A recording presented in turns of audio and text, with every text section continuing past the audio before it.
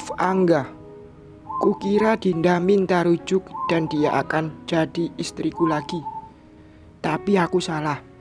Ia justru minta surat cerai secepatnya. Usahaku sia-sia. Akan kubuat ia mengemis minta rujuk. Ibarat pepatah, tak satu jalan ke Roma. Mungkinkah hati ini sulit berpaling dari mantan istriku? Jika ku ingat dulu, sangat sulit menaklukkan Dinda. Tolakan 3 kali, bahkan aku menyaksikannya jalan dengan sahabat Kak Anggi. Setelah ku miliki, aku melepaskannya. Aku cemburu, aku kesal. Fotonya bersama Yuda tiba-tiba ada di ponselku. Kak Anggi bilang mereka juga sering bertemu. Apakah aku tak berarti baginya hingga berani main selingkuh? Kenapa diam, Kak? Apakah permintaanku sangat sulit dipenuhi? Sok, santai sekali minta surat cerai. Dikiranya ia wanita satu-satunya tercantik di dunia ini. Aku juga bisa mendapatkan wanita yang lebih darinya. Buktinya, Debbie yang masih gadis bisa ku dekati hanya dalam waktu semalam. Oke, justru dengan senang hati ku berikan. Berhubung pekerjaanku sedang banyak, mungkin surat itu agak lambat datangnya. Aku pergi dulu. Kasihan kekasihku, lama menunggu jawabku sambil melihat Debbie sekilas di mobil. Oke, jawab Dinda, lalu membalikkan badan melangkah masuk. Kok bukan aku yang pergi duluan? Seperti tak terjadi apa-apa. Ia tampak bahagia meskipun sudah kuceraikan. Kenapa hatiku tak rela? Kok lama sekali, sayang? Tanya Debbie dengan suara manja. Itu asisten Pak Ridwan menyebalkan juga, jawabku sambil menyalakan mobil. Sok kecantikan, aku juga kurang suka dengannya. Debbie sepertinya iri. Dinda memang cantik. Itulah kenapa aku mati-matian mengejar cintanya dulu. Tapi sekarang aku justru tertantang ingin menaklukkannya lagi.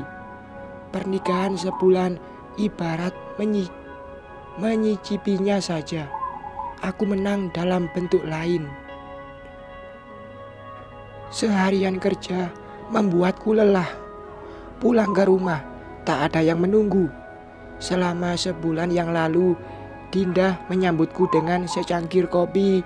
Malam hari kami bercerita rencana ke depan, punya anak dan membeli rumah.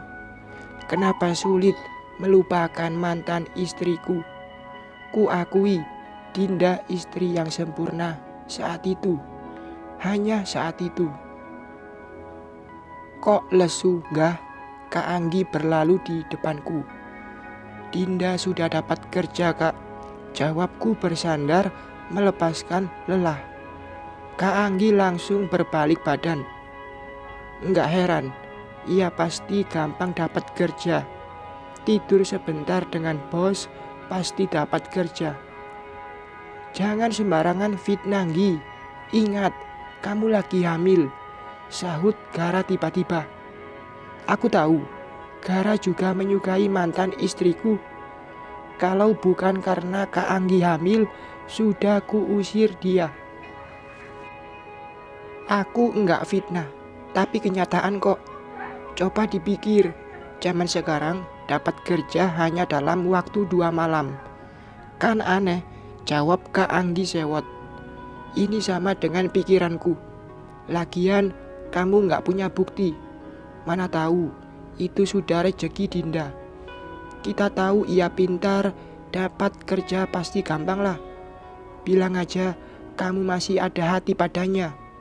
Jangan sok membela. Aku bukan membela, tapi kenyataan kok. Alah, alasan. Kenapa kamu terus cemburu, Nggi? Aku capek meladeni ocehanmu. Aku ngoceh lantaran sikapmu. Aku istrimu, bukan Dinda. Keributan mereka membuatku muak. Kakakku benar. Gara seperti punya hati ke Dinda. Bahkan pujian seperti mengagumi mantan istriku. Kuakui, Gara lebih dulu kenal Dinda. Tapi bukan berarti ia seenaknya mengagumi wanita lain. Sementara statusnya suamiku, suami kakakku. Ada apa, Nggi? Kenapa kalian ribut? Ibu muncul dari pintu kamar. Ini semua gara-gara Dinda. Sudah pergi, tetap juga meninggalkan masalah. Kak Anggi duduk dengan nafas besar, menyebut nama Dinda. Ia seakan memendam kebencian. Aku hanya ingin kamu tidak salah paham. Dinda terusir dari rumah ini. Mungkin saja itu hasutanmu ke Angga. Ingat, Nggi, menghancurkan rumah tangga adik sendiri dosa. Gara mencoba menasihati istrinya. Pintar sekali ia memoles di depan ibuku. Sudah jelas ia mengagumi Dinda. Lagian kenapa ia mengunjungi Dinda? Apa juga urusannya? Munafik. Aku hanya bilang kenyataan. Lagian Angga sudah besar dan bisa berpikir tentang masalah rumah tangganya. Kenapa aku yang disalahin? Cukup, Nggi. Dinda perempuan baik. Sebulan tinggal di sini, ia tak pernah keluar rumah kecuali sama Angga dan sama ibu. Ucap ibu. Aku tahu Dinda berhasil membuat ibuku menyayanginya. Ibu lebih percaya Dinda daripada aku, putri kandung ibu. Ibu tak adil. Lalu Kak Anggi bangkit, lalu menghentakkan kakinya menuju kamar. Sampai di kamar, prak, pintu dibanting Kak Anggi. Astagfirullahalazim. Yang sabar ya, Gara. Anggi sedang hamil. Mungkin saja itu pembawaan hamil, ucap ibu melihat perubahan raut wajah Gara. Aku keluar dulu, Bu. Di rumah membuatku suntuk. Gara melangkah ke pintu. Ibu hanya terdiam melihat ia berlalu meninggalkan rumah. Ibu takut Gara meninggalkan Anggi lantaran sifat Anggi. Kakakmu sedang hamil, enggak? Ibu terduduk di dekatku. Lagian kenapa Gara memuji Dinda? Lah pasti Kak Anggi cemburu, sahutku. Dinda cantik, baik, patuh. Siapapun lelaki pasti menginginkannya. Jika Gara mengagumi sifatnya, itu lantaran Anggi tidak bisa seperti itu. Ibu benar, selama ini Dinda tidak pernah terlihat cacat di mataku. Tapi foto itu membuatku muak. Aku juga tidak suka ia dan mantannya sering bertemu. Bu, Gara bukan saja mengagumi, tapi cinta ke Dinda. Saat aku ingin menjemput Dinda, ternyata Gara sudah di sana duluan. Ibu yang minta Gara melihat keadaan Dinda. Ini salah paham, enggak? Ibu beneran menyuruh Gara membawa Dinda pulang. Iya, ibu menyuruhmu, tapi kamu masih marah. Jangan asal menceraikan sebelum menyelidiki. Kamu pasti menyesal, Nak. Suami mana yang tidak kesal melihat foto ibu itu, Bu? Tapi itu masa lalunya. Kenapa tidak tanya baik-baik? Menikah bukan hanya sekedar mengucapkan ijab kabul, tapi juga harus ada kepercayaan. Lelaki memimpin rumah tangga. Jika bersifat labil, rumah tangga akan hancur dengan sekejap. Dewasalah, Nak. Ibu bilang aku lelaki labil. Dikira aku masih kecil apa? Selalu menyalahkanku. Padahal Dinda tak sebaik pikiran ibu. Mungkin saja Ia sudah tidur dengan Pak Ridwan. Asal dapat pekerjaan. Cantik tapi murahan. Sudah, ibu bela aja mantan menantu ibu. Anak sendiri dipojokkan.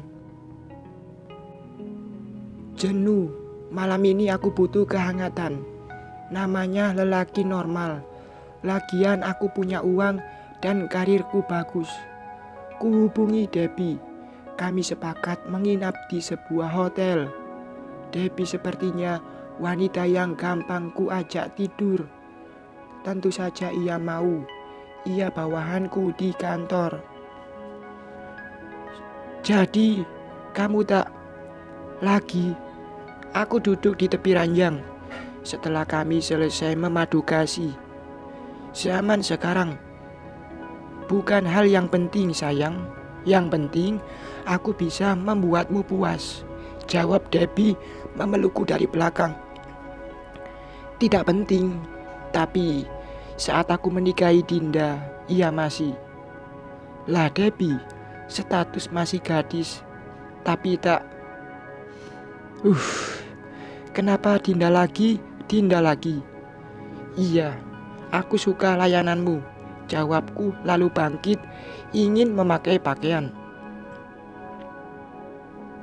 Kami keluar dari kamar hotel. Puas aku bisa mengajak Debbie kapanpun aku mau. Toh ia juga suka ku ajak tidur. Jabatanku baru naik, pasti gampang mendapatkan gadis. Kapan kamu menikahiku, sayang? Debbie merangkul lenganku. Kami melangkah di lobi hotel, ingin keluar. Tunggu aku cerai dulu. Proses perceraianku belum selesai, jawabku asal. Jangan lama-lama. Aku ingin kita bisa tidur sekamar setiap hari. Iya, aku juga ingin begitu. Sayang, aku ingin kenalan dengan keluargamu. Aku ingin pendekatan sebelum kita menikah, pinta Debbie dengan manja. Aku belum siap membawa Debbie ke ibu. Ibu masih menginginkan Dinda sebagai menantunya. Tapi aku yakin Kak Anggi pasti menyukai Debbie karena Debbie bukan Dinda. Oke, nanti ku ajak ke rumahku, jawabku tak yakin. Debbie hanya untuk senang-senang saja. Toh di mana-mana atasan tidur dengan bawahan, hal yang biasa kulihat. Setelah mengantar Debbie pulang, aku juga pulang ke rumah. Untuk pulang, aku melewati rumah orang tua Dinda. Entah kenapa, aku ingin melihatnya malam ini. Ku hentikan mobil di seberang jalan, lalu melihat ke rumah itu. Itu kan Gara. Gumamku terkejut.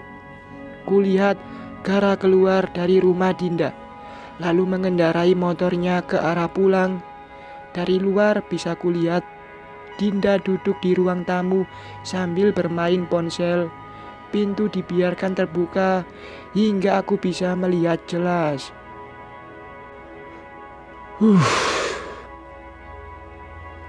Ternyata dia masih mengunjungi Dinda.